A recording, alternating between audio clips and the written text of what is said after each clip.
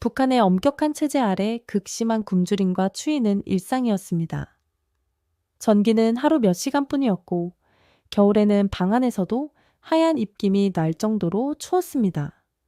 이런 고통 속에서 공장 사고로 아버지를 잃고 어린아이가 영양실조로 목숨을 잃는 현실을 목격한 후 어머니와 친구, 10살 소녀와 함께 한밤중 얼어붙은 두만강을 건넜다고 하는데요. 과연 이들에게는 무슨 일이 있던 걸까요? 저는 김수연이라고 합니다. 함경북도 양강도 백두산 기슭의 작은 마을에서 태어났습니다. 올해 27살이 되었네요. 이곳 한국에 온 지 벌써 3년이 지났습니다. 북한에서의 삶은 여러분이 상상하는 것보다 훨씬 더 고통스럽고 힘듭니다. 아버지는 지방 공장의 기술자였고 어머니는 인민학교 교사였습니다. 다른 가정에 비하면 비교적 안정적인 편이었죠. 그래도 북한의 안정적이라는 말의 의미는 한국과는 완전히 달랐습니다. 전기는 하루에 2~3시간 정도만 들어왔어요. 밤이면 촛불이나 석유 램프에 의존해야 했습니다. 그마저도 석유를 구하기 힘들어 많은 밤을 어둠 속에서 보냈습니다. 한겨울은 정말 견디기 힘들었습니다. 방 안에서도 숨을 쉴 때마다 하얀 입김이 나올 정도로 추웠어요. 저희 가족은 얇은 이불 몇 장을 겹쳐 덮고 서로 몸을 맞대고 잠을 청했습니다. 아침에 일어나면 창문은 얼음으로 하얗게 덮여 있었고 물통의 물은 단단하게 얼어 있었죠. 어린 마음에 왜 우리는 이렇게 추위에 떨어야 하지? 라는 의문이 들었지만 그것이 북한의 현실이라고 생각했습니다. 학교 생활도 마찬가지였어요. 교실은 난방이 전혀 안 되어 겨울엔 두꺼운 옷을 입고 장갑을 낀 채로 수업을 들었습니다. 연필을 쥐려면 손가락이 아파서 제대로 글씨를 쓸 수도 없었어요. 교과서는 항상 부족했고 여러 명이 한 권을 돌려가며 봐야 했습니다. 저는 어릴 때부터 궁금한 것이 많았어요. 백두산이 왜 우리에게 신성한 산인지, 다른 나라 사람들은 왜 우리와 다르게 사는지 이런 질문들을 자주 했습니다. 그때마다 선생님들은 불편한 표정을 지으며 그런 질문은 하지 말라고 했어요. 학교에서는 저를 문제아로 낙인 찍었습니다. 하지만 어머니만은 제 호기심을 이해해 주셨죠. 어머니는 집에 있던 몇 안 되는 책들을 제게 읽게 해주셨습니다. 대부분 교과서나 김일성 관련 서적이었지만 가끔 오래된 소설책도 있었어요. 그 책들을 통해 저는 다른 세계가 있다는 것을 어렴풋이 느꼈습니다. 물을 길러가는 일은 일상이었어요. 마을 공동 우물까지 가서 물을 길어오는 일, 추운 겨울에 얼어붙은 우물을 깨고 물을 퍼올리는 일은 너무나 힘들었지만 그것이 저희의 일상이었습니다. 이런 고통 속에서도 가족의 사랑만은 따뜻했어요. 어머니의 따뜻한 손길, 아버지의 든든한 존재는 제게 큰 위안이 되었습니다. 어릴 때부터 저는 음악에 특별한 관심이 있었습니다. 학교에서 처음 아코디언을 접했을 때 그 소리에 완전히 매료되었어요. 손가락으로 건반을 누르고 공기를 밀고 당기면서 나오는 소리가 마치 마법 같았습니다. 저는 틈만 나면 학교 음악실에 가서 아코디언을 연습했어요. 집에서도 연습했는데 밤에는 가족들의 수면을 방해하지 않기 위해 소리를 내지 않고 손가락만 움직이며 연습했습니다. 어머니는 제 음악적 재능을 알아봐 주셨고 평양음악무용대학에 갈 수 있을 거라며 격려해 주셨어요. 그 말에 저는 꿈을 키웠습니다. 평양음악무용대학, 북한에서 가장 유명한 예술대학이었죠. 그러나 현실은 냉혹했습니다. 우리 가족의 출신 성분이 완벽하지 않았어요. 고등학교를 졸업할 무렵 저는 평양음악무용대학 입학을 꿈꿨지만 지도원은 냉정하게 제 성분으로는 불가능하다고 말했습니다. 그 말에 저는 눈물을 삼켰어요. 하지만 어떻게든 음악과 관련된 일을 하고 싶었기에 결국 지역문화회관에서 아코디언 보조교사로 일하게 되었습니다. 월급은 턱없이 적었어요. 북한 돈으로 한 달에 몇천 원, 한국 돈으로는 몇백 원 정도밖에 되지 않았습니다. 식량 사정은 점점 더 나빠졌습니다. 배급은 거의 끊겼고 하루 한 끼도 제대로 먹기 힘들었어요. 어머니는 가끔 장마당에 나가 물건을 팔았지만 단속반에게 걸리면 모든 물건을 빼앗기기 일쑤였습니다. 저도 추가 수입을 위해 몰래 아이들에게 개인 교습을 시작했어요. 적발되면 큰 문제가 될 수 있었지만 생존을 위해서는 어쩔 수 없었습니다. 제 친한 친구 박미라는 저보다 몇 살 많았어요. 같은 동네에서 자라며 자매처럼 지낸 친구였습니다. 미라는 일찍 결혼해서 두 아이의 어머니가 되었어요. 10살 딸 지현이와 5살 아들 민호가 있었습니다. 미란의 남편은 몇 년 전 중국으로 장사를 하러 갔다가 소식이 끊겼어요. 행방불명된 것이죠. 미란의 눈에는 항상 슬픔이 묻어 있었습니다. 저는 틈틈이 미란의 아이들을 돌봐주고 음식이 조금이라도 더 있으면 나눠 먹었어요. 미란과 저는 서로에게 큰 의지가 되었습니다. 밤이면 배고픔에 잠 못 드는 날이 많았어요. 옥수수죽 한 그릇으로 하루를 버티기도 했고 들에서 나무를 뜯어 끼니를 때우기도 했습니다. 이런 생활 속에서도 음악은 제게 유일한 위안이었어요. 아코디언을 연주하면서 잠시나마 현실의 고통을 잊을 수 있었습니다. 북한에서 꿈을 갖는다는 것은 사치였습니다. 자신의 성분, 집안 배경, 정치적 충성도에 따라 모든 것이 결정되었어요. 출신은 아무리 노력해도 넘을 수 없는 벽이 있었습니다. 사회 시스템 자체가 개인의 재능이나 열정보다 출신 성분을 중요시했어요. 그의 겨울은 유독 혹독했습니다. 영하 30도를 오르내리는 날씨에 모든 것이 얼어붙었어요. 석탄이 부족해 난방은 꿈도 꿀 수 없었고 방 안에서도 얼음이 얼 정도였습니다. 그런 추위 속에서 아버지가 공장에서 큰 사고를 당했어요. 기계가 갑자기 고장나면서 아버지의 다리를 덮쳤습니다. 동료들이 급히 아버지를 병원으로 옮겼지만 지역 병원의 상황은 말 그대로 최악이었어요. 병원에 도착했을 때 아버지는 심한 출혈로 의식이 희미한 상태였습니다. 다리는 심하게 으스러져 있었고 수술이 필요한 상황이었어요. 하지만 의사는 무력한 표정으로 마취제도 없고 항생제도 없다고 말했습니다. 그 말에 저와 어머니는 절망했어요. 어머니는 병원 복도에서 무릎을 꿇고 울음을 터뜨렸습니다. 저는 정신없이 마을로 달려가 도움을 구했어요.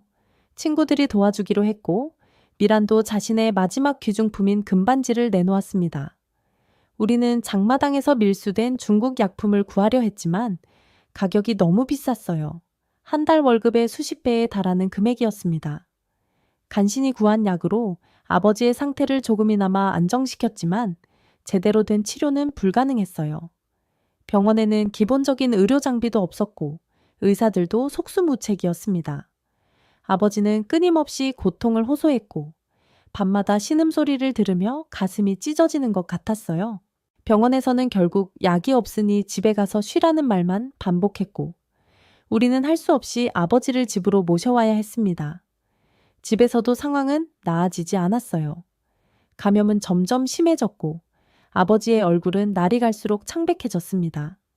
아버지는 마지막 순간에 저를 보시고 음악을 계속하라며 꿈을 포기하지 말라고 하셨어요. 이 말씀이 아버지의 마지막 말이었습니다. 그날 밤 아버지는 결국 세상을 떠나셨어요. 적절한 치료만 받았더라면 살 수 있었을 텐데 그 생각에 가슴이 찢어졌습니다. 장례식 날 저는 이 모든 것이 단순한 사고가 아니라 시스템의 실패 때문이라는 것을 깨달았어요. 약이 없는 병원, 도울 수 없는 의사들, 이것이 북한의 현실이었습니다. 무덤 앞에서 저는 끝없이 눈물을 흘렸어요. 어머니는 아버지의 죽음 이후 급속히 건강이 악화되셨습니다. 남편을 잃은 슬픔과 과로, 영양실조가 겹쳐 몸이 쇠약해지셨어요. 저는 이제 어머니만은 지켜야 한다는 생각으로 더 열심히 일했습니다. 하지만 북한의 현실은 저의 노력만으로는 어쩔 수 없이 냉혹했어요. 겨울이 더욱 깊어지면서 저희 집의 상황도 악화되었어요. 연료가 부족해 방은 얼어붙었고 음식은 거의 바닥이 났습니다. 문화회관에서의 월급만으로는 생계를 유지할 수 없었어요. 저는 야간에 몰래 장마당 근처에서 물건을 팔기 시작했습니다. 위험한 일이었지만 어머니의 약을 사기 위해서는 어쩔 수 없었어요. 매일 밤 저는 중국과의 접경 지역에서 흘러들어온 중고 라디오로 외부 방송을 몰래 들었습니다. 그곳에서 저는 다른 세계에 대한 이야기를 들었어요. 사람들이 굶주리지 않고 병원에 약이 있고 자유롭게 자신의 의견을 말할 수 있는 세계였죠. 처음에는 그저 판타지처럼 느껴졌지만 점점 그것이 현실일지도 모른다는 생각이 들었습니다. 아버지의 죽음 이후 우리 가족의 생활은 더욱 어려워졌습니다. 유일한 가장을 잃은 저희 모녀는 끼니를 거르는 일이 잦아졌고 어머니의 건강은 나날이 악화되었어요. 그런 와중에 더 큰 비극이 친구 미란의 가족에게 닥쳤습니다. 미란의 어린 아들 민호가 영양실조로 심하게 앓기 시작한 것이었어요. 미란의 목소리에는 공포가 서려 있었습니다. 저는 즉시 저희 집에 있던 얼마 안 되는 식량을 들고 미란의 집으로 달려갔어요. 민호는 이미 심각한 상태였습니다. 뼈만 남은 작은 몸은 이불 속에서 떨고 있었고 눈은 초점을 잃은 채 천장을 바라보고 있었어요. 저와 어머니를 포함한 마을 사람들이 모두 민호를 살리기 위해 노력했습니다. 누군가는 약초를 구해왔고 또 누군가는 마지막 식량을 내놓았어요. 하지만 그 모든 노력에도 민호의 상태는 계속 악화되었습니다. 어느 날 새벽, 마침내 가장 두려웠던 일이 일어났어요.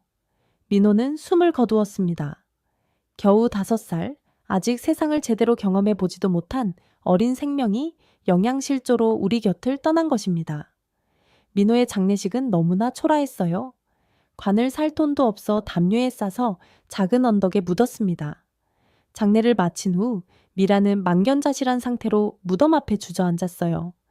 그녀는 국경 너머에서는 사람들이 굶주리지 않는데 왜 우리 아이는 이렇게 죽어야 하는지 절규했습니다. 미란의 절규는 제 가슴을 찢어 놓았어요. 그리고 깊은 생각에 빠지게 했습니다. 정말 왜 우리는 이렇게 살아야 하는 걸까요? 이게 정말 우리가 받아들여야 할 운명일까요? 그날 밤 집으로 돌아와 저는 깊은 고민에 빠졌어요.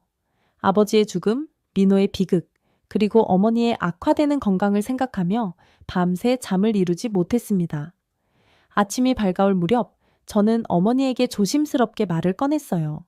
우리 이대로 살 수 없다고, 이곳에는 희망이 없다고 말했습니다. 어머니는 놀라는 기색이었지만 곧 제 말뜻을 이해하셨어요. 어머니는 한참을 침묵하셨습니다. 그리고 마침내 깊은 한숨을 내쉬셨어요. 어머니는 제가 혼자라도 가는 게 어떻겠냐고 말씀하셨습니다. 어머니는 이미 늙었고 아프니까 집만 될 거라고 하셨어요. 저는 혼자는 절대 못 간다며 함께 가자고 했습니다. 그리고 미란에게도 함께 탈북할 것을 제안했어요. 아들을 잃고 절망에 빠져있던 미란은 잠시 망설였지만 남은 딸 지현의 미래를 위해 결심했습니다.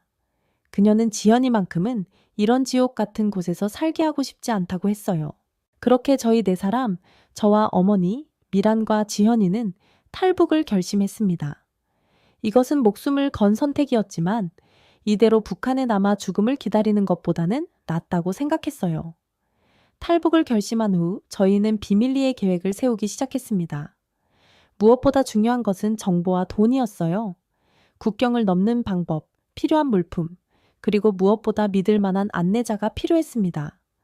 미란이 생각해낸 사람이 있었어요. 그녀의 남편의 친구 최상철이 국경 지역에서 장사를 하고 있었고 두만강을 건너는 방법을 알고 있을 거라고 했습니다.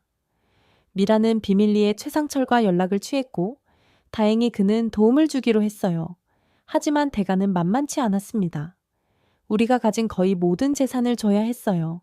탈북 비용을 마련하기 위해 저는 낮에는 문화회관에서 일하고 밤에는 몰래 개인 교습을 더 많이 했습니다. 미란도 장마당에서 물건을 팔아 돈을 모았어요.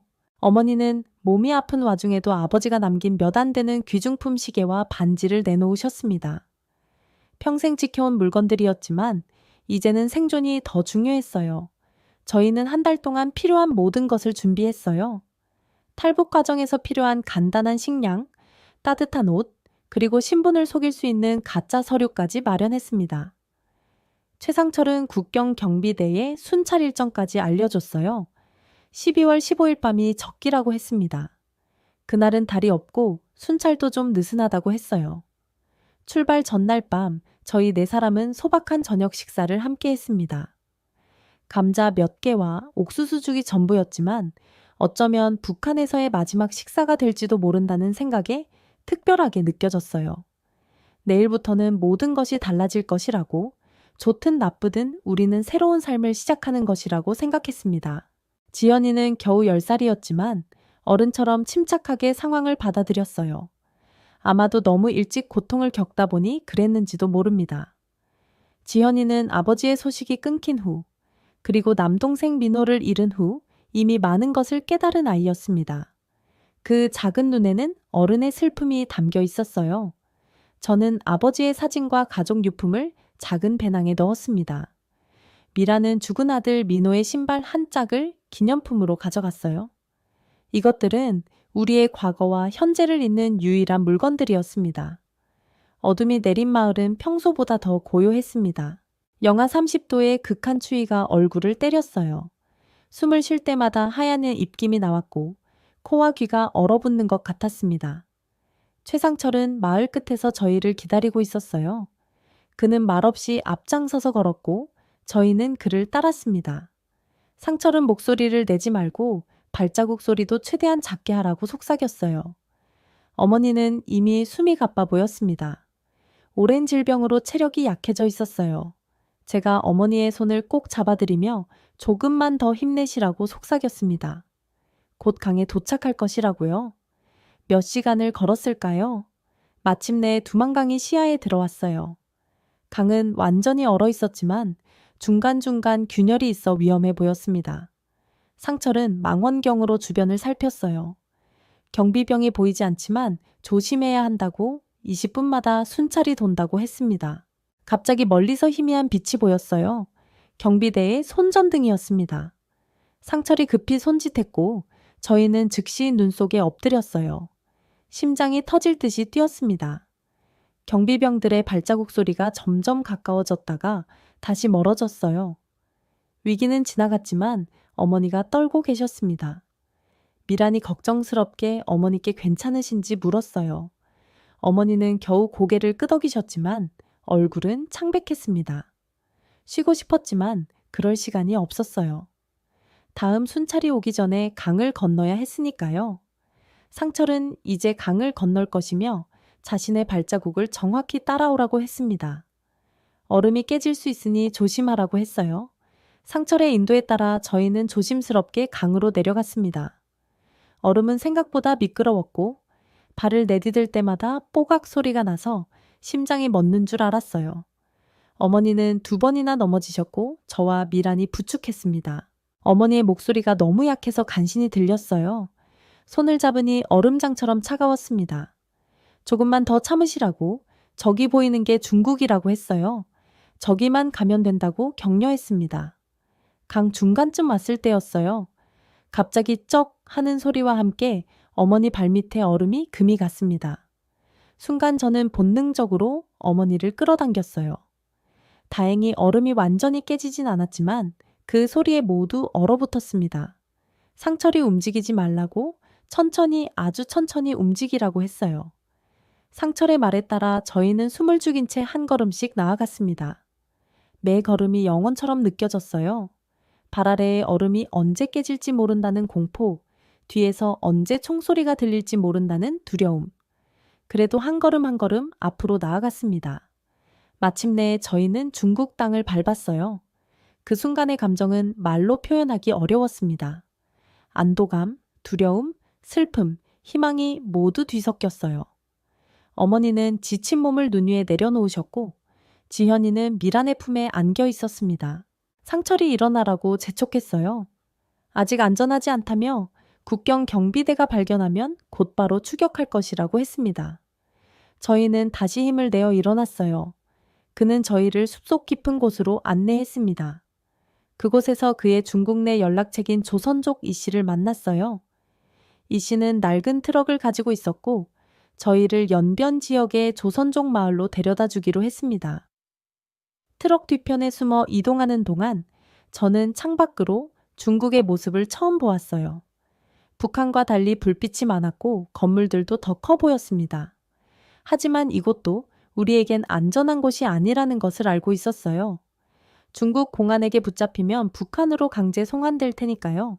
중국에서의 생활은 생각했던 것보다 훨씬 더 어려웠습니다.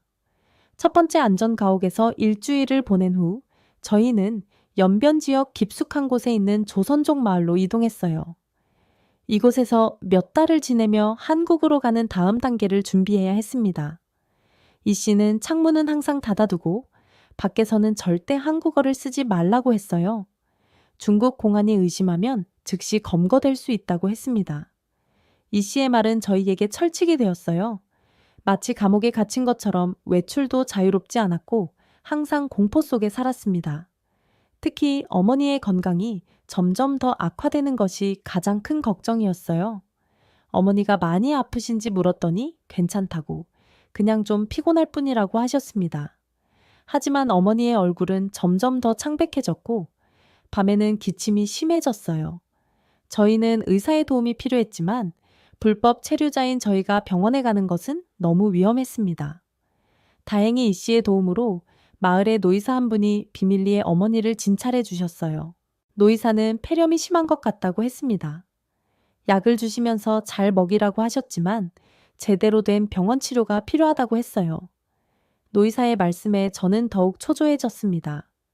어머니에게 제대로 된 치료를 받게 해드리려면 빨리 한국으로 가야 했어요. 그러려면 돈이 필요했죠. 미란과 저는 결심했습니다. 우리가 일해서 돈을 벌어야 한다고, 한국행 비용도 필요하고 어머니 약값도 마련해야 한다고요. 저희는 이 씨의 소개로 조선족이 운영하는 작은 공장에서 일하게 되었어요. 미라는 봉제 공장에서, 저는 식품 가공 공장에서 일했습니다.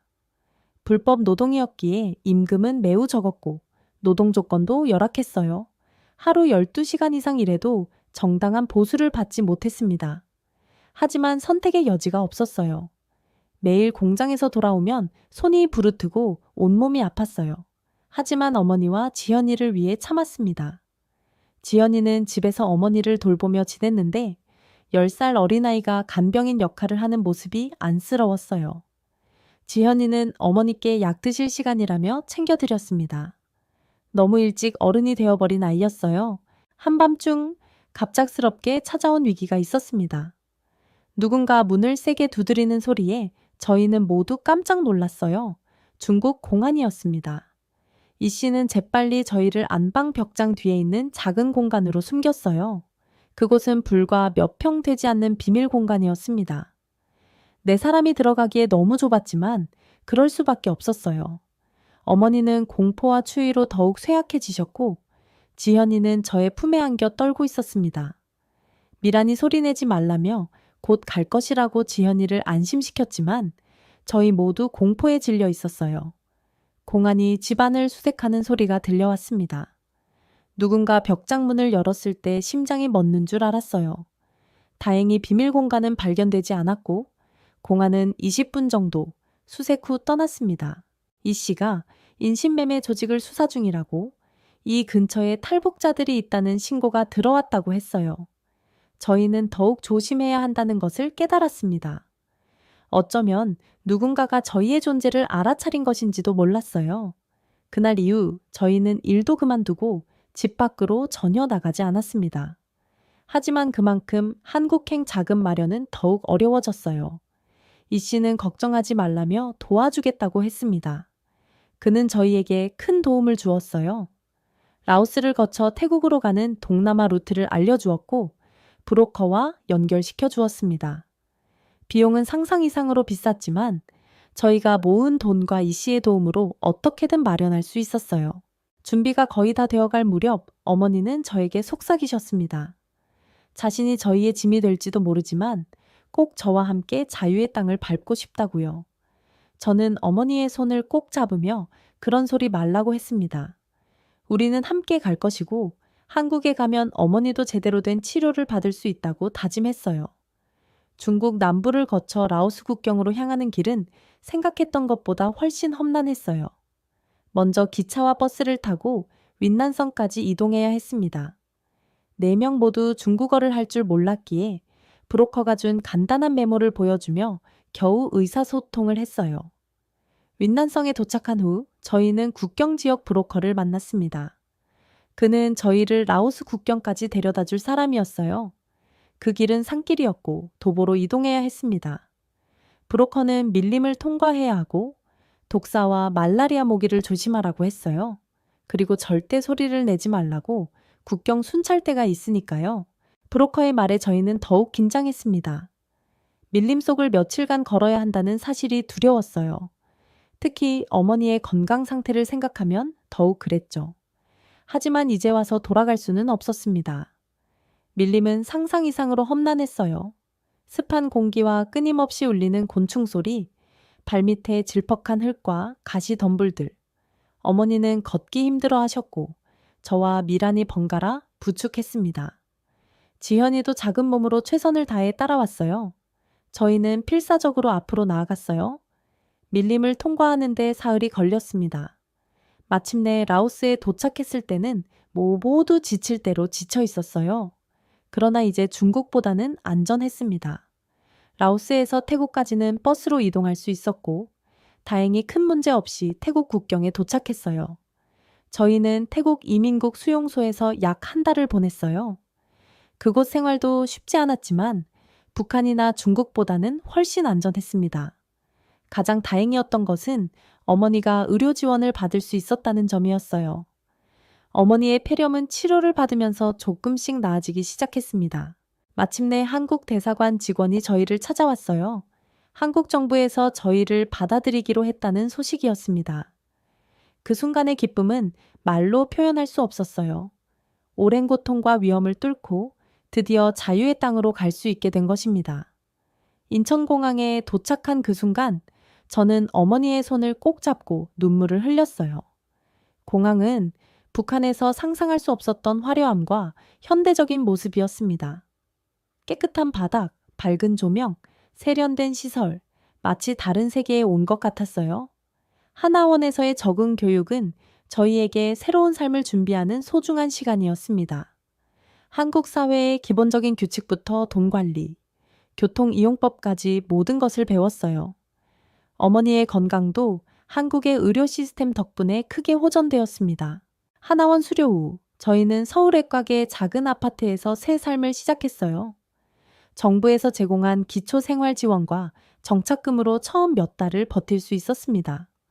저는 음악학원에서 일을 시작했고 미라는 공장에 취직했어요. 지연이는 학교에 다니기 시작했습니다. 물론 적응 과정은 쉽지 않았어요. 북한에서의 억압된 생활과 달리 한국에서는 너무나 많은 선택지와 자유가 있었습니다. 때로는 그 자유가 혼란스럽기도 했어요.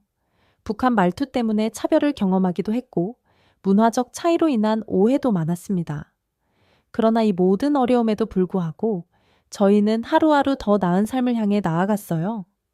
어머니는 건강을 회복하셨고 미라는 딸 지현이의 교육에 모든 정성을 쏟았고 지현이는 학교에서 반에서 우수한 학생이 되었어요. 가끔 북한에 두고 온 친구들과 이웃들을 생각하면 가슴이 아픕니다. 그들도 언젠가 자유를 찾을 수 있을까요? 미라는 행방불명된 남편을 여전히 그리워하고 있어요. 하지만 우리는 희망을 잃지 않습니다. 언젠가 북한의 모든 사람들이 자유롭게 살 수 있는 날이 오리라 믿으며 오늘도 열심히 살아갑니다. 이것이 제 이야기입니다. 북한에서의 고통, 탈북의 위험, 그리고 자유를 찾아온 여정. 아직 갈 길이 멀지만 저는 이제 진정한 자유를 느끼며 살고 있습니다. 고향에 대한 그리움과 새로운 삶에 대한 기대가 항상 공존하지만 저는 결코 제 선택을 후회하지 않아요. 탈북은 목숨을 건 모험이었지만 그 덕분에 저희 가족은 새로운 삶을 시작할 수 있었으니까요. 북한에서 교사란 체제에 전파하는 중요한 역할을 맡은 직책입니다. 아이들에게 김일성, 김정일, 김정은 세 지도자에 대한 충성심을 가르치고 국가가 허락한 지식만을 전달해야 하죠. 그러나 한 여성 교사의 평범했던 일상은 아버지의 갑작스러운 죽음으로 산산조각 났습니다. 시신조차 볼 수 없었고 보위부의 감시와 조사가 시작되었습니다. 학교에서는 수업이 중단되고 이웃들은 등을 돌렸습니다. 살아남기 위한 유일한 길은 위험천만한 탈북이었습니다. 어둠 속에서 두만강을 건너 중국, 베트남, 태국을 거쳐 자유를 찾아가는 모녀의 목숨을 건 탈출이 시작됩니다. 저는 평양 외곽 송신구역에서 교사로 일했습니다. 23살, 대학을 갓 졸업하고 교단에 선 지 2년이 조금 넘었던 때의 이야기입니다. 아침마다 일어나 검은색 치마에 흰 블라우스를 단정히 입고 머리를 묶었습니다. 거울 앞에서 옷매무새를 가다듬는 일상이 특별할 것 없는 나날이었죠. 송신구역 인민학교는 평양 시내에서 조금 떨어진 곳에 있었습니다. 매일 아침 출근길에 만나는 아이들의 얼굴은 항상 밝았습니다. 그 아이들에게 가르치는 일이 저의 하루를 채웠죠. 교실에서 분필을 쥐고 칠판에 글씨를 쓸 때면 아이들의 까만 눈동자가 저를 향해 집중하는 순간이 좋았습니다. 우리 가족은 평범했지만 나름 안정적인 생활을 유지했습니다. 아버지는 군 보급부 간부로 일하셨고 어머니는 도 식량공급소 회계를 담당하셨죠. 덕분에 배급도 제때 받아 굶주림 없이 지냈습니다. 대학을 졸업하고 교사가 된 것도 부모님의 든든한 뒷받침 덕분이었습니다. 교사로서의 일상은 단조로웠습니다.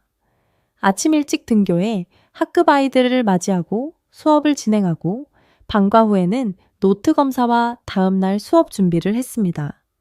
가끔 정치학습이나 사상교육 모임에 참석하는 것도 일과 중 하나였죠. 주말에는 가족과 함께 시간을 보내거나 친구들과 만났습니다. 동료 교사들과의 관계도 좋았습니다. 특히 저보다 몇 살 더 많은 김 선생님은 제게 많은 조언을 해주셨죠. 수진 선생, 아이들이 무엇을 필요로 하는지 먼저 살피는 게 중요해요. 라는 말씀을 자주 해주셨습니다. 어떤 날은 교무실에서 늦게까지 함께 수업 계획을 짜기도 했습니다. 저의 꿈은 단순했습니다. 좋은 교사가 되어 아이들을 잘 가르치고 언젠가는 결혼해서 가정을 꾸리는 것이었죠. 그런 평범한 꿈을 품고 하루하루를 살아갔습니다. 아버지의 단단한 믿음과 어머니의 따뜻한 사랑 속에서 자란 저는 크게 걱정 없이 미래를 바라봤습니다. 학교 숙직 당번이 돌아올 때면 밤늦게까지 학교에 남아 있어야 했습니다. 캄캄한 교실 창문으로 별이 빛나는 하늘을 바라보며 내일 있을 수업에 대해 생각했습니다. 때로는 학생들의 미래에 대해서도 상상했죠. 아이들이 자라 어떤 사람이 될까, 어떤 직업을 가질까 하는 생각들로 밤을 지새우기도 했습니다. 봄이 오면 운동장에 핀 꽃들을 아이들과 함께 관찰하고 가을이면 낙엽을 모아 꾸미기 활동을 했습니다. 계절마다 변하는 학교의 풍경 속에서 저도 조금씩 성장했습니다. 작은 행복과 소소한 보람으로 채워진 나날이었습니다. 모든 것이 바뀐 건 그날 오후부터였습니다. 창밖으로 눈이 흩날리던 1월, 수업을 마치고 교무실에서 내일 수업 준비를 하고 있었습니다. 학교 경비원이 급히 저를 찾아왔죠. 정수진 선생, 집에서 급한 연락이 왔소. 빨리 가봐야겠소. 경비원의 굳은 표정에서 좋지 않은 일이 일어났음을 직감했습니다. 집에 도착하자 어머니가 창백한 얼굴로 앉아 계셨습니다. 군복을 입은 낯선 간부 2명이 거실에 있었죠. 아버지가 출장 중에 급사하셨다는 말을 들었을 때 제 귀를 의심했습니다. 일주일 전 건강하게 웃으며 떠나신 아버지였습니다. 어떻게 갑자기 돌아가실 수 있단 말인가요? 온몸에 힘이 빠지고 바닥에 주저앉았습니다. 군 간부들은 더 이상의 설명 없이 장례는 군에서 치르기로 했다며 자리를 떴습니다. 시신은 볼 수 없다고 했죠. 사고로 처리되었지만 무슨 사고인지 어디서 일어났는지 아무런 정보도 얻지 못했습니다. 가족도 없이 치러진 장례식, 우리에겐 아버지의 사진 한 장과 유품 몇 개만 전달되었을 뿐입니다. 슬픔에 잠길 시간도 없었습니다. 아버지의 죽음 이틀 후 보위부 요원들이 집에 들이닥쳤습니다. 집안 구석구석을 뒤지고 서류와 책을 살펴보았죠. 무엇을 찾는지 말해주지 않았습니다. 어머니와 저는 거실 한쪽에 앉아 공포에 떨며 지켜볼 수밖에 없었습니다. 이후로도 일주일에 한 번씩 보위부에서 방문했습니다. 매번 다른 요원들이 왔고 매번 같은 질문들을 반복했죠. 아버지가 최근에 만난 사람은 누구인가? 집에 외국인이 찾아온 적이 있나? 특별한 물건을 보관하고 있지 않은가? 아무리 생각해도 아버지가 문제를 일으킬 만한 일을 했다고 상상할 수 없었습니다. 밤이면 어머니의 흐느낌 소리가 들렸습니다. 벽을 사이에 두고 들리는 그 소리에 저도 함께 울었습니다. 아버지를 잃은 슬픔도 컸지만 앞으로 우리에게 무슨 일이 벌어질지 모른다는 불안감이 더 컸죠. 이웃들의 시선도 달라졌습니다. 예전에는 반갑게 인사하던 사람들이 이제는 고개를 돌리고 피했습니다. 장마당에서 만난 아버지의 동료 한 분이 조심스레 귀띔해 주셨습니다. 내 아버지가 중국 국경 근처에서 임무 수행 중이었다더라. 뭔가 문제가 생긴 것 같아. 그 말을 듣고 등줄기가 오싹했습니다. 국경 근처에서의 문제라면 탈북이나 밀수와 연관되었을 가능성이 컸죠. 만약 아버지가 그런 일에 연루되었다면 우리 가족 모두 정치범 수용소로 끌려갈 수도 있었습니다. 집으로 돌아와 어머니께 그 말을 전했습니다. 어머니는 놀라지 않았죠. 오히려 이미 알고 계셨던 듯한 표정이었습니다. 수진아, 내 아버지는 결백해. 하지만 이제 우리도 안전하지 않아. 어머니의 목소리에서 처음으로 두려움을 느꼈습니다. 밤이 깊어가는 시간, 어머니와 저는 작은 목소리로 대책을 논의했습니다. 창문은 꼭 닫고 이불 속에서 속삭이듯 말했죠. 앞으로 어떻게 살아야 할지, 어디로 가야 할지, 답이 없는 질문들만 맴돌았습니다. 그날 밤 처음으로 북한을 떠나야 할지도 모른다는 생각이 들었습니다. 그 생각만으로도 숨이 막혀왔습니다. 아버지의 갑작스러운 죽음 이후 저희 가족을 향한 의심의 시선은 점점 더 거세져졌습니다. 이제 그 의심은 저에게까지 미치기 시작했죠. 아침 일찍 학교로 출근하던 날 교문 앞에서 낯선 차량이 기다리고 있었습니다. 검은색 승용차에서 내린 2명의 간부는 교장실로 저를 데려갔습니다. 교장 선생님의 얼굴은 굳어 있었습니다. 저를 바라보는 시선에는 두려움과 연민이 섞여 있었죠. 간부들은 정수진 선생의 수업은 오늘부터 중단한다고 통보했습니다. 그 순간 온몸에 전기가 흐르는 듯한 충격이 느껴졌습니다. 수개월 동안 준비해온 수업 자료와 학생들과의 관계가 한순간에 무너지는 느낌이었습니다. 간부들은 제 교실과 교무실 책상을 샅샅이 뒤졌습니다. 수업 계획서, 일기장, 메모지까지 모두 가져갔죠. 학생들에게 무엇을 가르쳤는지, 특별한 발언을 한 적이 있는지 집요하게 물었습니다. 아이들 앞에서 조사받는 굴욕감에 눈물이 나올 것 같았지만 꾹 참았습니다. 약한 모습을 보이면 더 의심받을 것 같았죠. 조사가 끝나고 간부 중 한 명이 당분간 출근하지 마십시오 라고 말했습니다. 그 말은 곧 해고를 의미했습니다. 교무실에서 개인 물품을 챙기는 동안 동료 교사들은 고개를 숙인 채 저를 피했습니다. 예전에 친하게 지내던 김 선생님조차 눈을 마주치지 않았죠. 학교를 나서는 순간 뒤에서 작은 손이 제 옷자락을 잡았습니다. 돌아보니 제가 가르치던 반의 영철이었습니다. 선생님, 내일도 학교 오실 거죠? 아이의 순수한 질문에 대답할 말이 없었습니다. 목구멍에 뜨거운 것이 차올랐죠. 작게 고개를 끄덕이고 빠르게 걸음을 옮겼습니다. 집으로 가는 길에 마을 사람들의 시선이 따가웠습니다. 길을 가로질러 절 피하는 사람도 있었죠.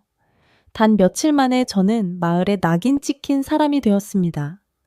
가게 주인들은 물건을 팔기도 꺼려했습니다. 평생 살아온 이 마을에서 갑자기 이방인이 된 기분이었습니다.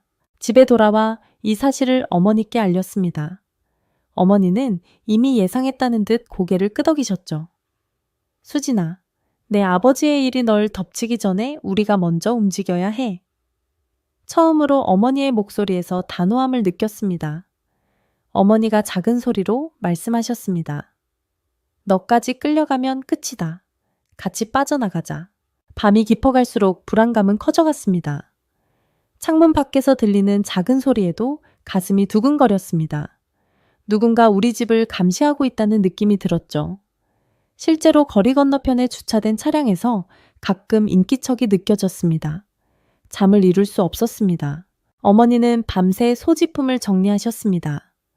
필요한 것만 작은 가방에 챙기고 나머지는 모두 버렸죠. 사진과 중요한 서류는 불에 태웠습니다. 어머니의 단호한 행동에서 이미 결심을 굳히셨다는 것을 알 수 있었습니다. 저도 교사 시절의 소중한 기억들, 학생들이 준 작은 선물들을 모두 정리했습니다. 새벽 미명의 어둠 속에서 우리는 집을 떠났습니다. 어머니와 저는 평소보다 두꺼운 옷을 여러 겹 껴입고 작은 가방만 들고 나왔습니다. 이웃들의 눈을 피해 뒷골목으로 빠져나와 버스 정류장으로 향했죠. 가슴이 두근거렸습니다. 언제 누군가 우리를 발견하고 신고할지 모르는 공포가 계속 따라다녔습니다. 버스는 새벽역 희미한 불빛을 켜고 기차역에 도착했습니다. 어머니는 함경북도 해상까지 가는 티켓 2장을 구매했습니다. 평양에서 해상까지는 꽤 긴 거리였죠. 국경 도시인 해산은 중국과 맞닿아 있어 탈북하기에 가장 적합한 지점 중 하나였습니다. 어머니는 그곳에 친척이 있다고 했습니다. 어머니의 친척집은 시내에서 조금 떨어진 곳에 있었죠. 친척분은 놀란 표정으로 우리를 맞이했지만 상황을 짐작하셨는지 묻지 않고 안으로 들였습니다. 방 한 칸을 내어주셨고 그날 밤 우리는 오랜만에 편히 잠들 수 있었습니다. 다음날 아침 어머니는 친척과 오랫동안 대화를 나누셨습니다. 저는 방 안에 있었지만 말소리가 들렸죠. 어머니가 국경을 넘는 브로커를 소개받길 원한다는 말씀을 하셨습니다. 친척분은 처음엔 망설이셨지만 결국 도움을 주기로 했습니다. 그날 오후 한 중년 남성이 찾아왔습니다. 밀수꾼처럼 생겼지만 눈빛이 날카로웠죠. 브로커는 우리 모녀를 위아래로 훑어보더니 고개를 저었습니다. 2명이 함께 넘는 건 위험합니다. 하지만 방법이 있습니다. 브로커의 말에 어머니는 안도의 한숨을 내쉬셨습니다. 브로커는 국경 경비대의 순찰 시간과 위치, 강이 얕은 지점을 자세히 알려주었습니다. 그리고 중국 쪽 연락처도 알려주었죠. 이틀 동안 우리는 집 안에만 있었습니다. 브로커가 가져온 지도를 보며 경로를 외웠습니다. 신분증 검사를 피하는 방법, 도강 지점, 만약 붙잡혔을 때 대처법까지. 머릿속에 모든 정보를 새겨 넣었죠. 브로커는 국경 경비대가 뇌물을 받고 눈을 감아주는 시간도 알려주었습니다. 그날 밤 우리는 강을 건널 예정이었습니다. 준비하는 동안 불안감이 계속 커져갔습니다. 가끔 창밖을 내다보면 누군가 지켜보는 듯한 느낌이 들어 소스라치게 놀라곤 했죠. 어머니는 비상금으로 가지고 있던 달러와 금반지를 꺼내서 브로커에게 건네셨습니다. 이것이 우리의 목숨값이었습니다. 브로커가 마지막으로 당부한 말이 귓가에 맴돌았습니다. 강을 건너면 절대 북한 말을 하지 마십시오. 중국 조선족 사투리를 흉내내십시오. 옷차림도 최대한 중국식으로 바꾸십시오. 저는 어머니가 준비해온 중국 스타일의 옷으로 갈아입었습니다. 거울 속 제 모습은 낯설게 느껴졌습니다. 친척분은 마지막으로 우리에게 따뜻한 음식을 대접해 주셨습니다. 뜨거운 국물을 마시며 이것이 북한에서의 마지막 식사라는 생각에 눈물이 핑 돌았습니다. 어머니도 말없이 숟가락만 들고 계셨습니다. 우리 모두 이 순간이 마지막이 될 수도 있다는 것을 알고 있었습니다. 밤이 깊어가며 출발 시간이 가까워졌습니다. 우리는 모든 짐을 챙겨 어두운 골목길로 나섰습니다. 저 멀리 두만강의 검은 물결이 달빛에 반짝이는 것이 보였습니다. 이제 우리 앞에는 한 줄기 강물만이 자유와 새로운 삶을 가로막고 있었습니다. 그 물살을 건너면 다시는 돌아올 수 없는 길이 될 것이란 것을 잘 알고 있었습니다. 밤하늘에서 눈이 내리기 시작했습니다. 하얀 눈송이가 우리의 발자국을 덮어주는 것이 다행이라 생각했습니다. 브로커는 앞장서서 어둠 속에서 길을 안내했죠. 강변에 도착했을 때 시계는 자정을 가리키고 있었습니다. 조선족 할머니가 문을 열고 우리를 안으로 재빨리 들였습니다. 방 안은 따뜻했고 구들장 위에 담요가 깔려 있었습니다. 할머니는 말없이 우리에게 마른 옷을 건네주었습니다. 말 한마디 없이 젖은 옷을 갈아입고 담요 속으로 들어갔습니다. 브로커는 할머니와 간단히 이야기를 나눈 후 떠났습니다. 더 이상 할 일이 없다며 이제부터는 할머니가 다른 브로커와 연결해 줄 것이라고 했죠. 저희는 그렇게 중국 땅에 발을 들였습니다. 이 집에서 약 2개월간 숨어 지내야 한다고 했습니다.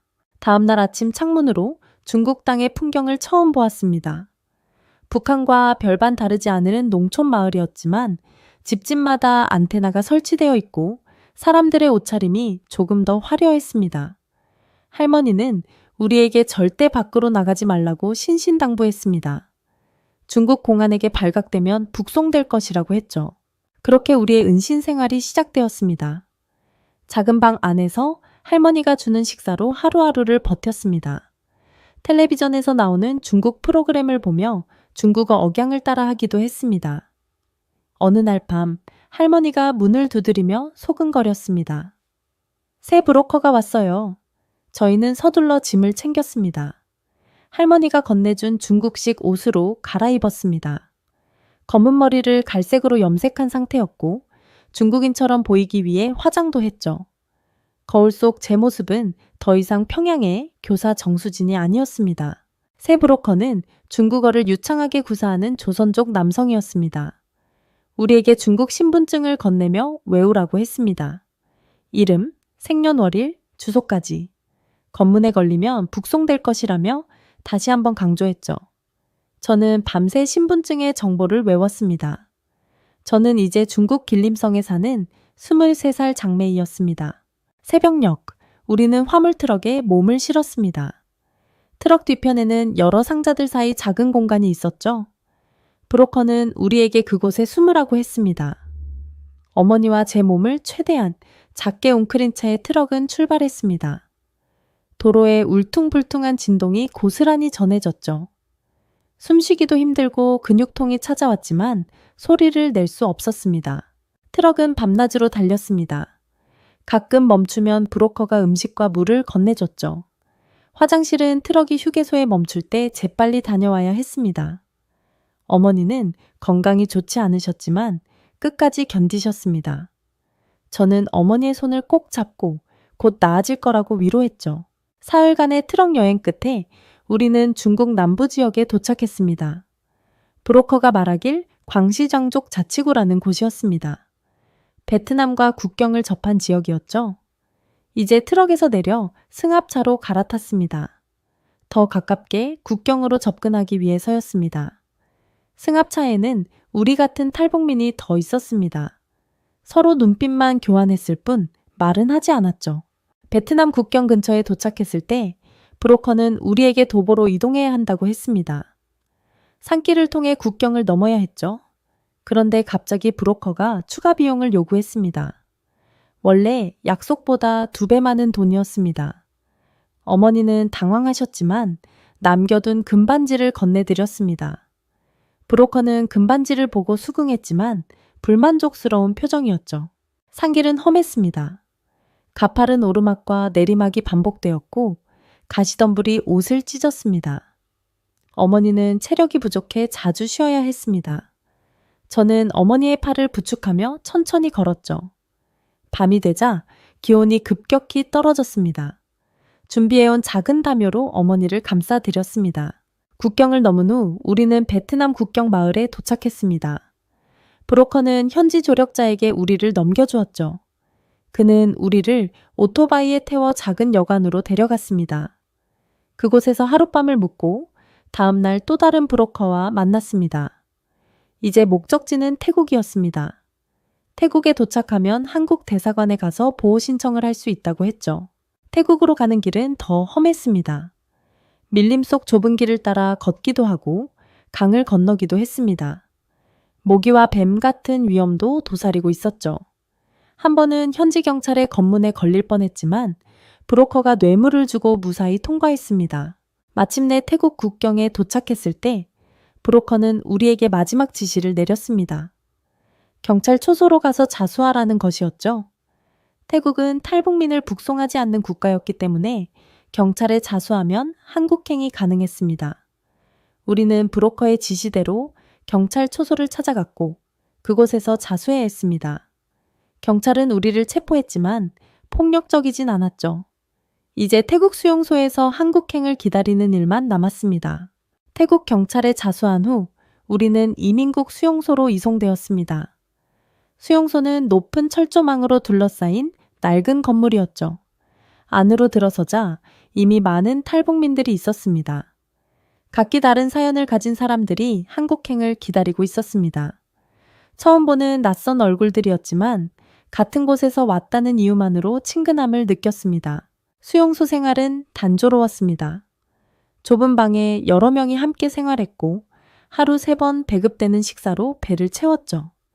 쌀과 야채로 구성된 단순한 음식이었지만 탈북 과정에서 겪은 굶주림에 비하면 충분했습니다.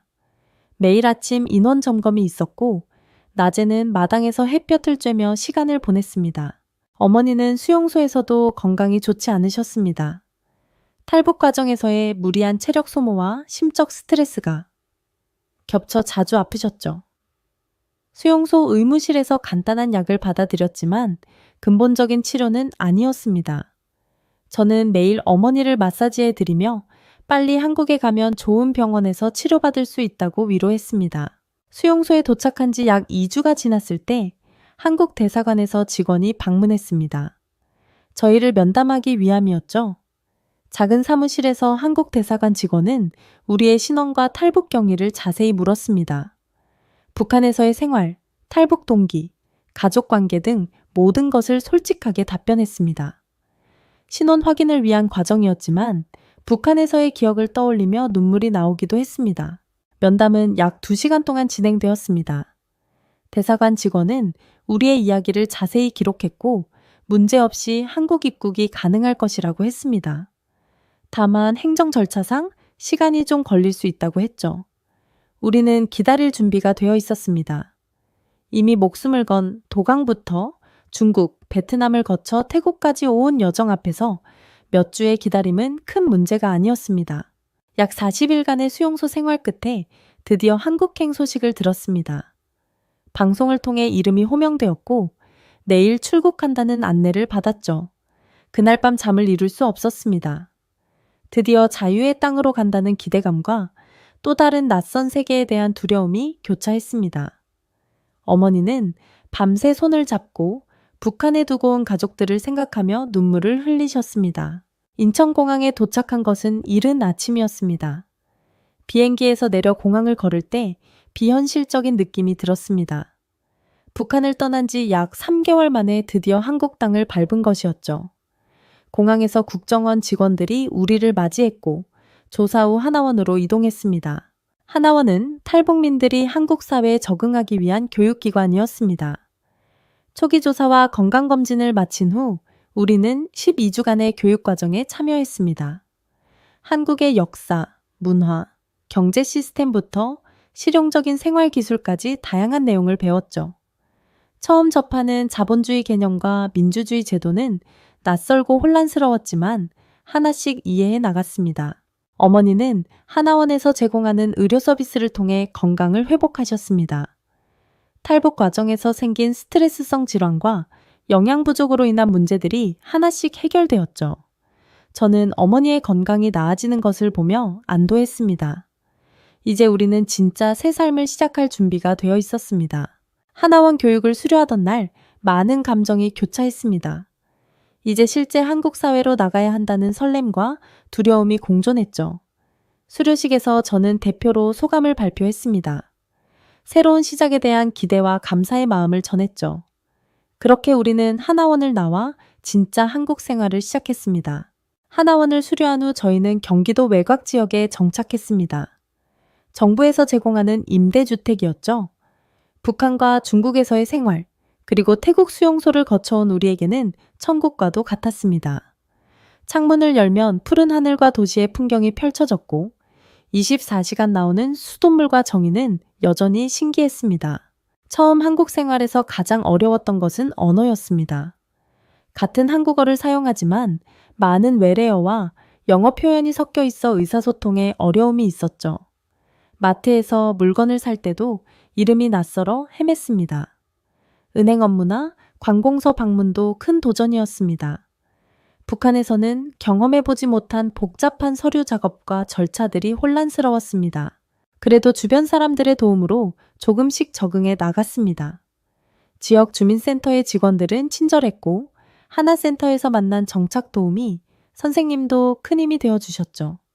처음으로 지하철을 타고 서울 시내를 구경했을 때의 놀라움은 지금도 생생합니다. 높은 빌딩들과 밝은 간판들, 쉴 새 없이 오가는 자동차와 사람들. 북한에서는 상상도 못했던 풍경이었습니다.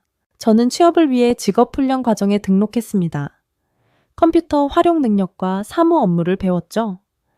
처음엔 컴퓨터 키보드 타이핑부터 배워야 했지만 열심히 노력했습니다. 수업이 끝나고 남아서 연습하고 집에서도 꾸준히 공부했죠. 훈련 과정을 수료한 후 저는 경기도의 작은 중소기업에 사무보조로 취업했습니다. 첫 직장이라 긴장되었지만 회사 분위기는 생각보다 좋았습니다. 동료들은 제가 탈북민이라는 사실을 알고도 편견 없이 대해주었죠. 업무는 단순했지만 월급을 받아 어머니께 드릴 수 있다는 사실이 뿌듯했습니다.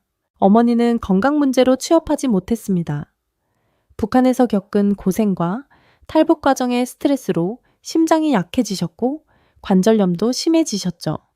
병원과 집을 오가며 치료에 집중하셨습니다. 다행히 의료급여 혜택으로 큰 부담 없이 치료받으실 수 있었지만 완전한 회복은 어려웠습니다. 주말이면 저는 어머니와 함께 근처 공원을 산책했습니다. 계절마다 변하는 풍경을 보며 북한에 두고 온 가족과 친구들 이야기를 나누었죠.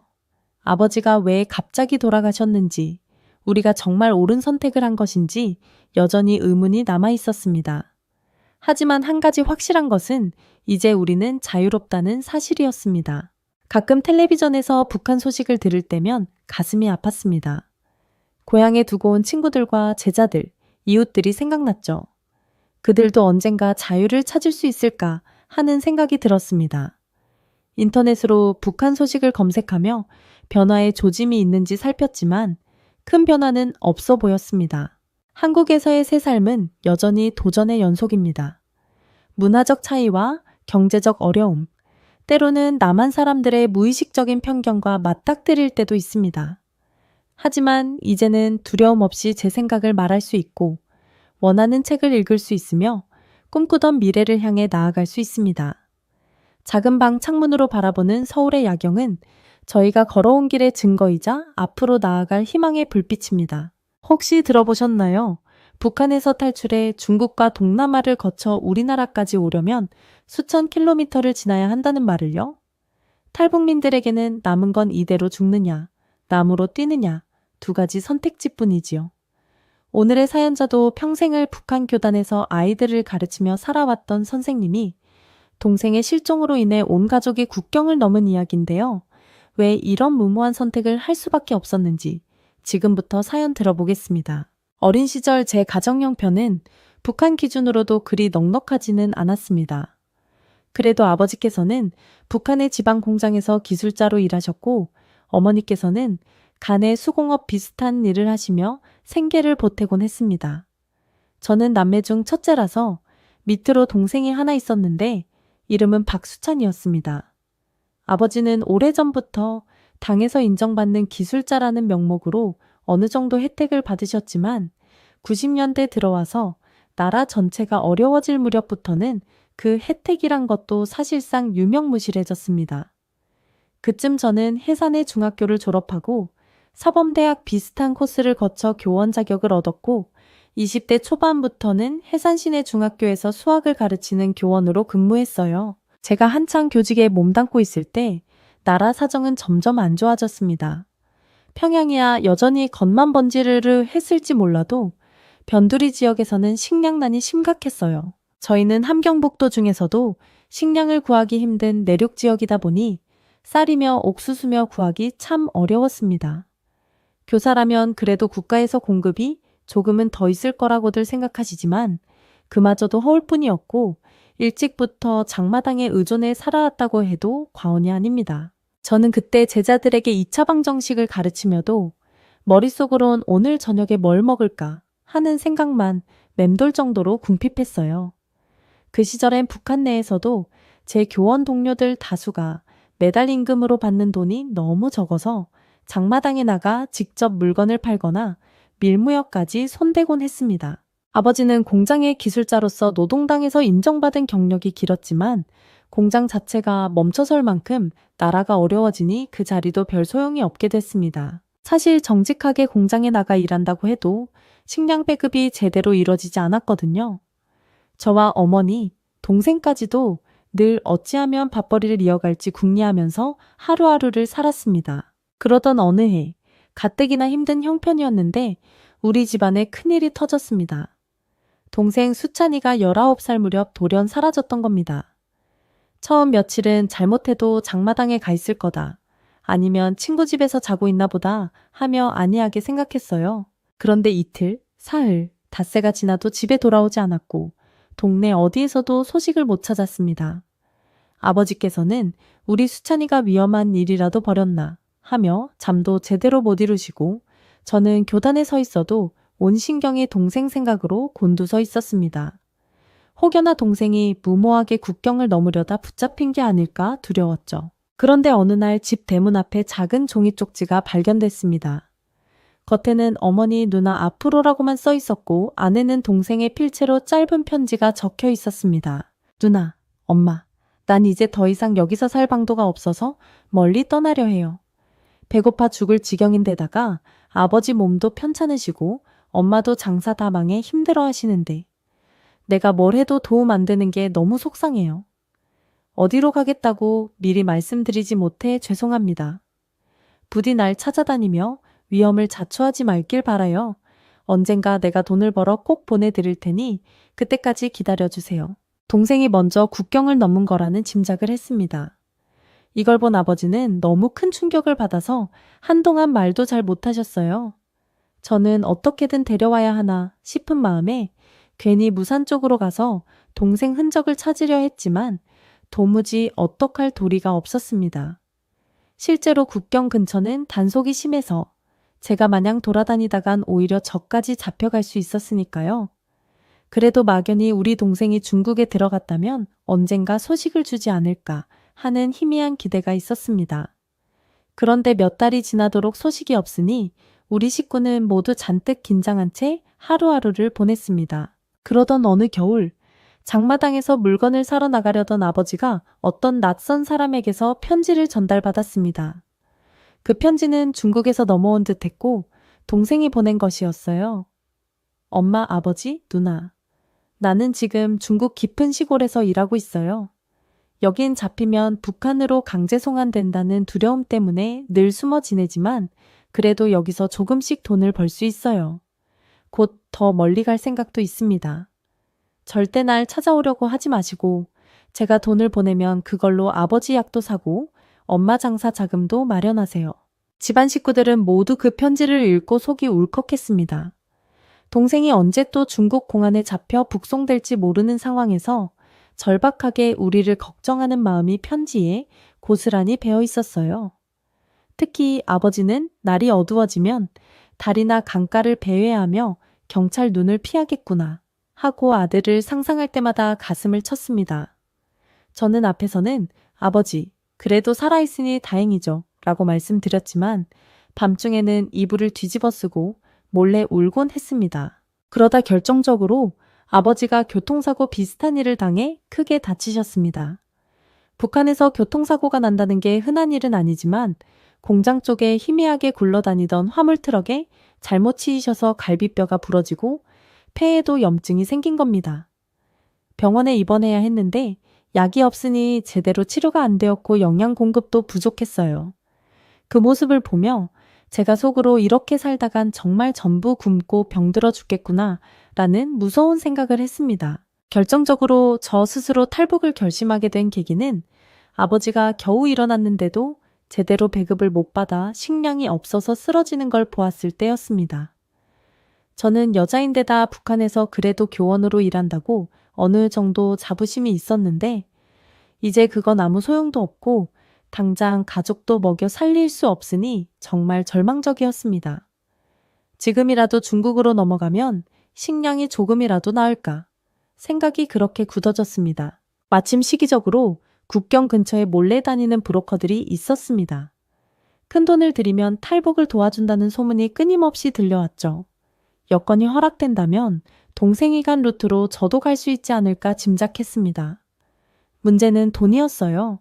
우리 집 형편에선 브로커에게 줄 큰 돈이 없었는데 동생이 중국에서 조금씩 벌어 모은 돈을 몰래 건네주겠다는 소식이 다시 들려온 겁니다. 누나, 차라리 엄마랑 아버지까지 다 데리고 나와요. 그리고 여기서 만나요. 제가 브로커와 얘기해뒀으니까 걱정 말고요. 동생 말이었죠. 제가 부모님 두 분 다 몸이 성치 않은데 어떻게 강을 건너니? 하고 반대했지만 동생은 여기서 돈을 더 모아 브로커를 붙일 테니 온 식구가 같이 건너오세요. 안 그러면 북한 안에서 도저히 살 수 없잖아요. 라며 절 설득했습니다. 그 무렵 아버지 건강이 워낙 안 좋았고 약을 구할 방도가 거의 없었기에 저도 마음을 굳혔습니다. 어머니, 우리 그냥 함께 떠나요. 아버지도 이렇게 있으면 더 못 견디십니다. 처음엔 어머니가 아직까지 조선 땅을 배반하는 건 두렵다 하셨지만 아버지 상태가 심각하니 결국에 어머니도 울며 그래, 수찬이가 먼저 나간 만큼 그 길을 따라가 보자고 결심하셨어요. 브로커를 만나려면 국경도시 무산 근처까지는 가야 했습니다. 저는 그 기간에 머리도 짧게 자르고 평소 입지 않던 옷을 껴입었어요. 혹시나 들킬까 봐요. 아버지는 아직 다리가 온전치 않아 목발 비슷한 걸 짚고 계셨고 어머니도 영양실조로 기력이 없으셔서 세 식구가 함께 몰래 장마당 근처를 돌아다니는 게 여간 힘든 게 아니었습니다. 전기도 제대로 안 들어오고 기차가 며칠씩 운행을 안 할 때도 있으니 몰래 버려진 지름길로 산길을 돌아가느라 더 고생했죠. 혜수가, 내가 폐가 아직 다 낫지 않아 숨이 차오르는구나. 아버지가 숨을 몰아쉴 때마다 제 마음은 조마조마했습니다. 겨우 무산 근처에 도착했는데 아는 사람을 통해 브로커 여성과 접선했습니다. 그 여자가 껄껄 웃으며 돈은 다 받았어. 네 동생이 이미 중국에서 보냈다. 그러니 네 부모까지 데리고 가라고 귀띔했습니다. 저는 그 여자의 눈빛이 솔직히 무서웠어요. 자칫 잘못하면 우리를 국경 경비대에 팔아넘길 수도 있는 사람이라는 생각이 들어서 계속 긴장했죠. 오늘 밤 강을 건널 거야. 아무 말 하지 말고 시키는 대로만 따라와. 그 말 한마디에 저희는 숨도 제대로 못 쉬고 강가 가까이로 이동했습니다. 시간이 깊은 밤이 되자 브로커가 출발해 하고 손짓했을 때 아주 조용히 물속으로 들어갔습니다. 물이 허리춤까지 올라왔는데도 겨울의 북방 날씨라 물살이 뼈를 찌르는 듯 차가웠어요. 정신이 아찔해서 살을 베는 듯 아팠습니다. 엄마, 정신 차리세요. 제가 귓속말로 어머니를 붙들었고 아버지도 저 앞을 두 손으로 짚듯이 걸어 나가셨는데 중간중간 미끄러져 넘어질 뻔도 했어요. 그래도 다행히 바닥이 그리 깊지 않은 곳이라 조심조심 건널 수 있었습니다. 건너편은 중국 땅이었지만 국경경비대 눈을 속이기 위해 어둠 속에서 꽤 오래 숨어야 했습니다. 그러고 나서 브로커가 우릴 작은 트럭 짐칸에 태워 어딘지 모를 시골로 실어 날랐습니다. 차 안에서는 모터 소리가 우렁차서 대화도 거의 못하고 어머니가 추위에 떨며 제 무릎에 기대어 울기만 했어요. 아버지는 제발 무탈해야 할 텐데 라는 말을 수없이 되뇌셨습니다. 다음날 새벽 무렵이 돼서야 허름한 농가 같은 곳에 도착했는데 바로 동생이 그곳에서 우리를 기다리고 있었습니다. 1년 넘게 소식 없이 지내다만 동생이 어떤 젊은 남자와 함께 누나, 엄마, 아버지 하고 뛰어나와 우릴 부둥켜 안았을 때 저와 어머니는 목 놓아 울었습니다. 아버지도 숨을 몰아쉬면서 동생 등을 두드리다가 결국 제 동생 얼굴을 두 손으로 쓸어내리며 묵묵히 눈물 흘리셨어요. 저희가 거기서 얼마나 울고 웃고 떠들었는지 모릅니다. 다만 마냥 기뻐하기는 이른 것이 중국에서도 안전하다는 보장이 없었거든요. 동생은 이미 그 지역에서 자비를 하며 몇 달 지냈는데 공안 단속이 심해 늘 도망자 신세였다고 했습니다. 혹시 한국에 갈 방법이 없을까 알아보던 중 탈북자를 남쪽으로 데려다주는 루트가 있다는 이야기를 듣고 저희에게 연락을 했다는 겁니다. 그 길이 아주 위험하고 돈도 많이 들긴 하지만 어차피 중국에서 평생 숨어 지낼 수 없으니 한국으로 가겠다는 게 동생 생각이었습니다.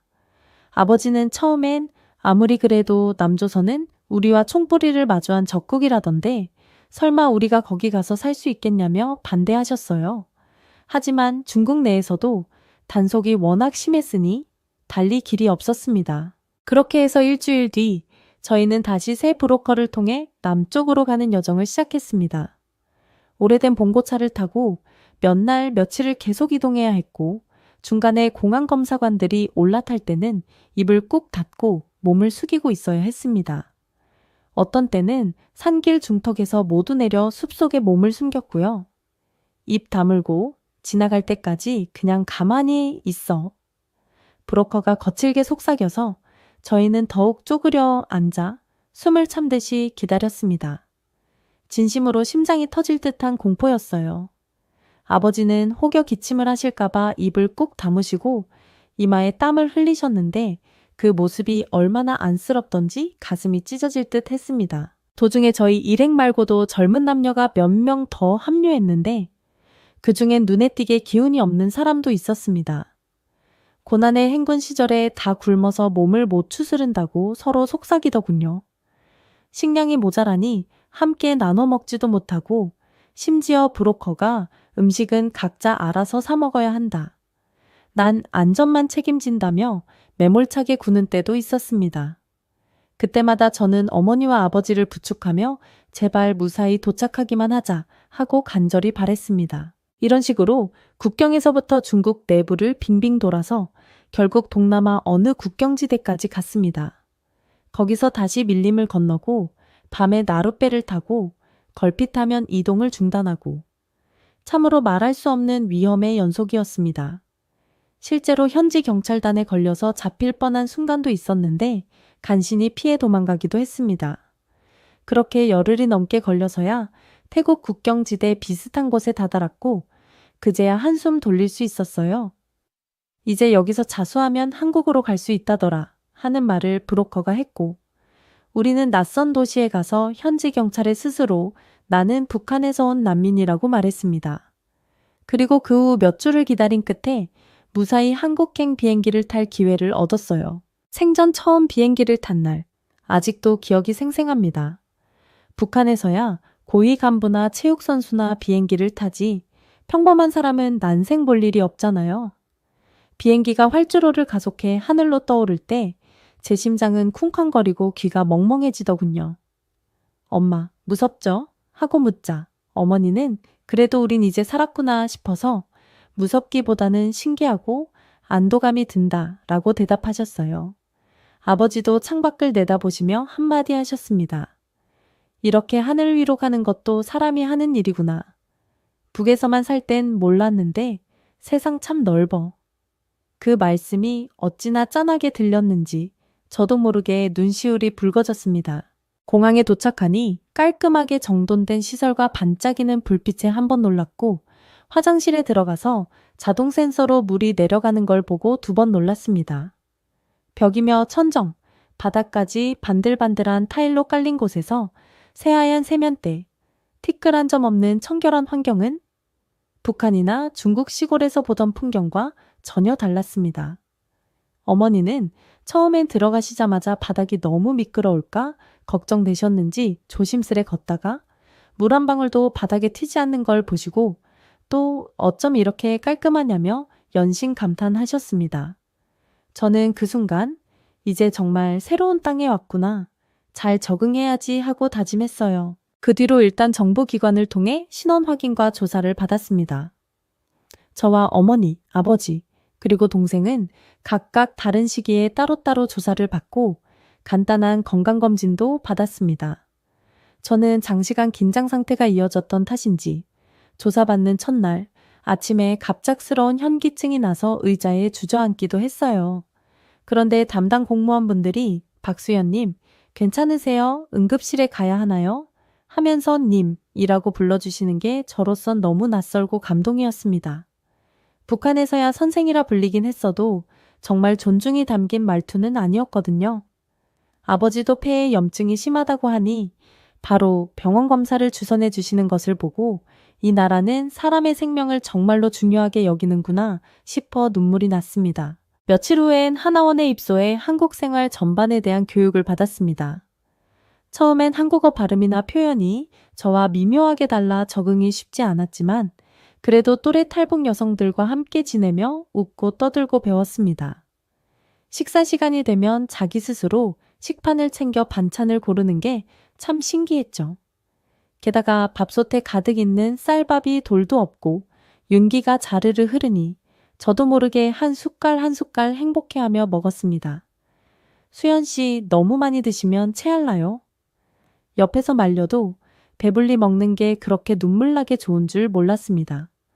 저도 한때는 교원으로 학생을 가르쳤던 사람인데 그토록 밥 한 그릇에 감격할 날이 오리라곤 상상도 못했습니다. 하루는 하나원에서 생활하던 중 담당 선생님이 곧 가족분들과 면회하실 수 있어요 라고 알려주셨는데 제 심장이 덜컥 내려앉았습니다. 동생은 어딘가 다른 시설에 있다고 들었고 아버지와 어머니도 각각 치료와 조사를 받느라 흩어져 있었거든요. 그래서 저는 정말 같이 볼 수 있나요? 하고 확인했습니다.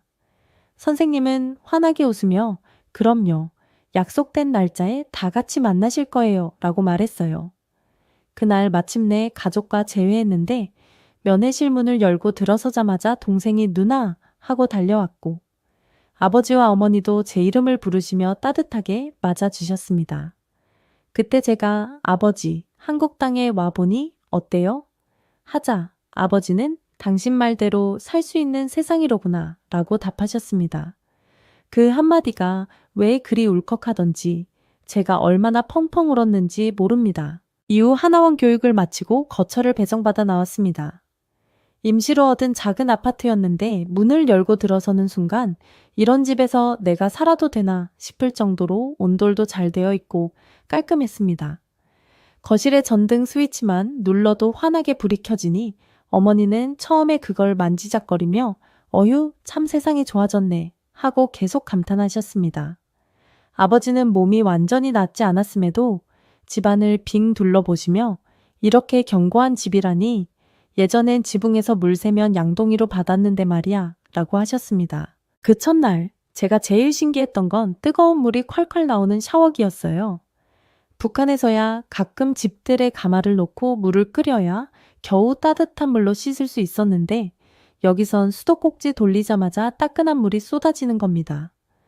밤늦게까지 전기가 끊기지도 않고 아침에 일어나서 보일러만 올리면 바닥이 금방 훈훈해지니 부모님도 이게 꿈인지 생시인지 모르겠다 하며 눈을 동그랗게 뜨셨습니다. 그러면서도 마음 한편에는 정말 내가 북한 땅에서 있을 땐 어떤 삶을 살았지 하는 참담한 자괴감이 몰려왔습니다.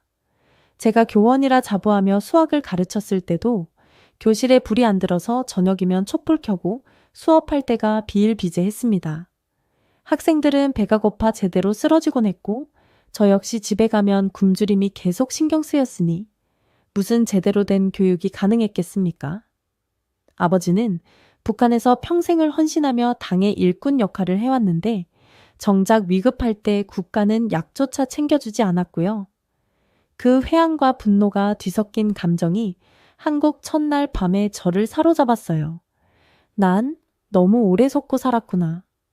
그렇게 나지막이 중얼거리다니 가슴이 답답해서 눈물도 안 나오더라고요. 시간이 지나 제가 조금씩 한국 생활에 적응해갈 무렵 동생은 운전면허를 따고 작은 중고차를 마련했습니다.